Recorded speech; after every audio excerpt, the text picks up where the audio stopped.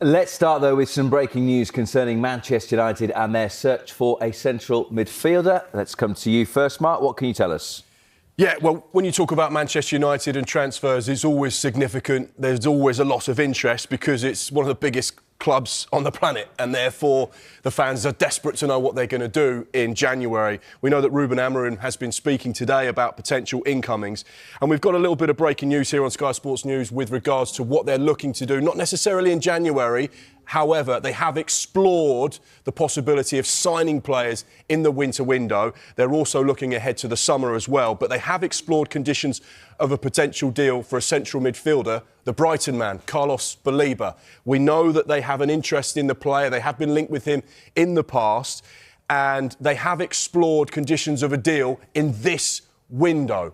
Brighton's stance is, as it always is, Carlos Baleba is not for sale. He's someone that we rate very highly, and therefore we are not interested in selling him, particularly during January. He has a contract until 2028 with a year's option on Brighton Hove Albion's side, so he's got a long-term contract, so we know that any potential deal would be significant. Brighton don't want to lose what they deem a key player at 21 years old. We know what happened to the last central midfielder they had that was very highly rated. Moises Caicedo went for what was then a Premier League record, £115 million.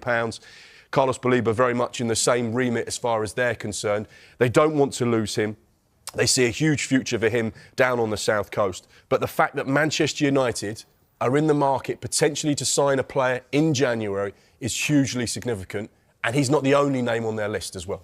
Who else is? Well, United's priority is signing at least one, possibly two central midfielders in 2026, whether that be January or more likely in the summer. The focus is on signing them in the summer because it's quite a difficult window to get those long-term targets. And we understand the list of targets includes Elliot Anderson, Adam Wharton and Wolves' João Gomez.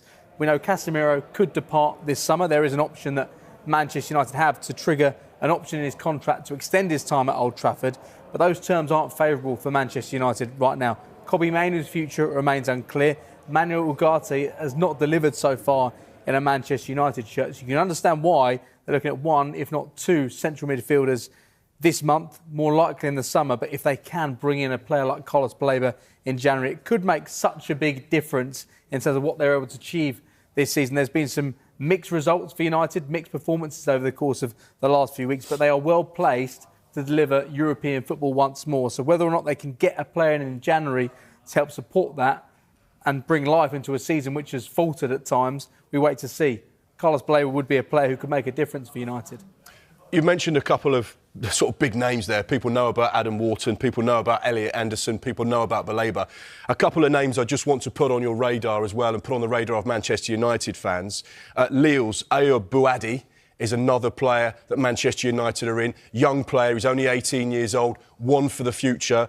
Another player that is of interest to Manchester United, another player that they're currently tracking, Christoph Mouzakitis as well. He's at Olympiacos, 19 years old, another youngster, another one for the future. We know that every single Premier League club wants to sign these young players that are teenagers that they can mould and develop into superstars.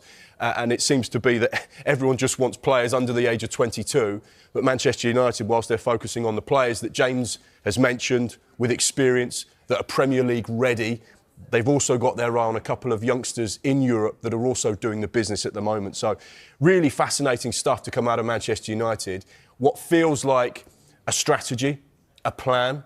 They've got targets. They've got long-term targets. For the first time in a while, it feels like Manchester United are doing what Manchester United fans want them to do, and that is go and target the right positions with the right type of players and, of course, players for the future as well. So really fascinating stuff to come out. You would think that also that reflects that they will be aware that some of the clubs who own the players you've just mentioned, it will be difficult. You just touched on Carlos Baleba, but Nottingham Forest, for example, who are fighting to stay up, will not want one of their best players to leave the club in January for any fee, you would suggest. No, absolutely not. None of these players will be easy to get, and particularly when you're Manchester United and the phone starts ringing, they think, well, we'll charge you more because you're one of the biggest clubs commercially in the world and you've got the money to do it.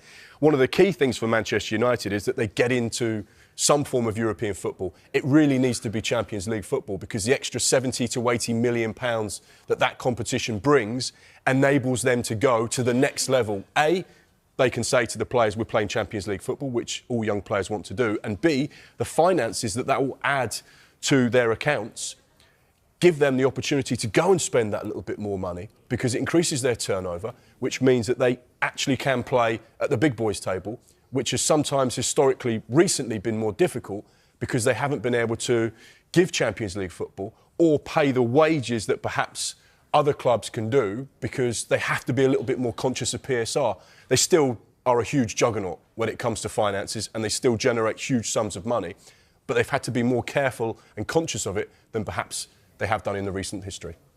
So what might be possible for Manchester United in January? Ruben Amorim was asked about recruitment in his news conference today. The transfer window is not going to change. We have no conversation in this moment to have any change in the squad. There's a process. There's an idea that is going to continue. We are near the places of Champions League, but we are near also for 8 teams behind us. So let's focus on the next game, just that, and our focus is to win the next game. So Ruben Amorim is focusing on the next game, James. Behind the scenes, they're clearly focusing on central midfield. Are there other positions as well United would like to strengthen? Yeah, they're looking at forward options. Antoine Semenyo was a market opportunity and represents a market opportunity in January with that release clause. United were in the market for him. They wanted to sign him, but he looks destined to join Manchester City. They could offer a better package, and right now they're a club who are very close to winning trophies, which is somewhere United aren't at right now, but somewhere that United want to be very soon.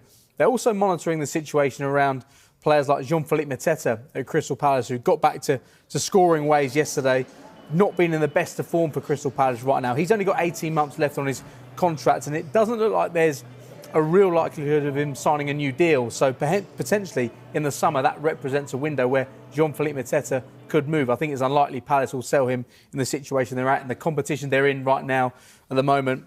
The other player is Jan Diomande from RB Leipzig, a winger, 19-year-old, one for the future. They're also looking at centre-backs because, yes, they've got plenty right now, but Harry Maguire is out of contract in the summer. And Jeremy Jacquet, Crystal Palace were in for him in the summer. They end up signing JD Convo, but Jacquet from Rennes is a player they're looking at as well. So very much players they're looking at for now, but also those for the future as well, as they try to get United back to where they think the club should be. He said something similar, Mark, towards the end of last season about not having too much room for manoeuvre in the market. One of the keys probably for Manchester United was getting players out as well. Anthony going, Jadon Sancho going out on loan, Marcus Rashford going out on loan. Which players do you think are dispensable this month, and would Joshua Zirkzee be in that conversation? Yeah, he's absolutely a player that potentially could be leaving Manchester United. We've heard from Ruben Amorim there, and he was quite clear, really, in terms of no one has asked to leave, and he's not expecting anyone to ask to leave. However, Joshua Zirkzee taken off at half-time against Wolves after scoring, and we know that there is interest from Roma. Does it feel like his days are coming to an end at Old Trafford? Yes. There's normally noise because there's an opportunity. Clubs don't generally go in for clubs or make it known that they're interested in players if they haven't been given some kind of assurance or guidance or a little bit of information from the representatives of the player. Yeah, he'd be open to coming. He's not particularly happy at the club, or he's not getting the game time he wants at the club. So let's get some noise out there. You make the approach and we'll see if we can get a deal done. Joshua Zirkzee, certainly one player that's on the radar of Roma at the moment, and you'd imagine there may be an opportunity for him to move on. Certainly, if not permanently, then at least on loan between now and the end of the window. We've talked about central midfield and the options that Manchester United have looked at or have on a shortlist. Some Manchester United fans will say, we have quite a good one at the club. He's played for England at the last major tournament. Why aren't you using him more? Kobbie Mainoo.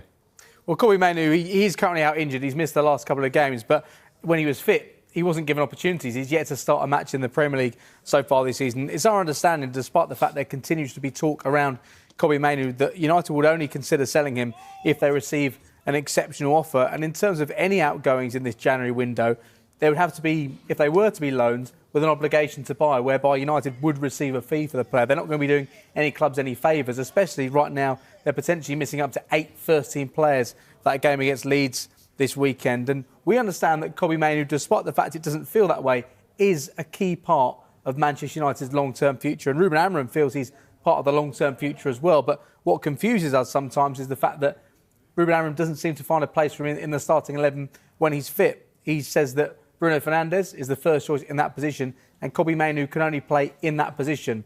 Bruno Fernandes, when he's fit, doesn't miss a single minute. He's rarely taken off in games either. So Kobbie Mainoo, it's a weird situation whereby we're being told he's a key part of United's future, but when he's fit, we're not seeing him feature. And that is the disappointing thing for Manchester United fans. That's why he gets such a brilliant reaction when he comes onto the pitch. This is the player who scored the winning goal in the FA Cup final just over 18 months ago against Manchester City. But now it doesn't feel like there's a real route into that first team for him, especially when they want to sign 2 more midfielders. A question then for either of you, that can both of those things not be true? That he can be seen as a part of the future, but for the moment, Bruno Fernandes is the preferred option. But Bruno Fernandes is nearly 31, I think. So particularly in a central midfield position, 2 or 3 more years at the top before Kobbie Mainoo does become the future of Manchester United. I think with Kobbie Mainoo, because he's played for England and he's played at Euros for England, his career has accelerated at a rate that nobody really predicted. And he became a regular first-team player at Manchester United. I think we see the same with Miles Lewis-Skelly at Arsenal as well. They've accelerated to such a level where they feel like they should be getting first-team opportunities because their performances have merited them. But when you're such a young player, there are times in your career where progression isn't always upwards. And you're right, he's just 20 years of age, so perhaps some patience is required, because in 2 or 3 years' time he could become the most important player at Manchester United. But clearly he wants to be playing first-team football. He's been given first-team football in the past, so it's difficult for him to understand why he's not featuring, and it's difficult for a player that age not to be playing football either. So I understand where you're coming from. It feels like he could be a player for the long-term future, and we may not see him as much now, but clearly he's impatient. He wants to get on with his career. He wants to get back into that England side, which feels a long way away right now.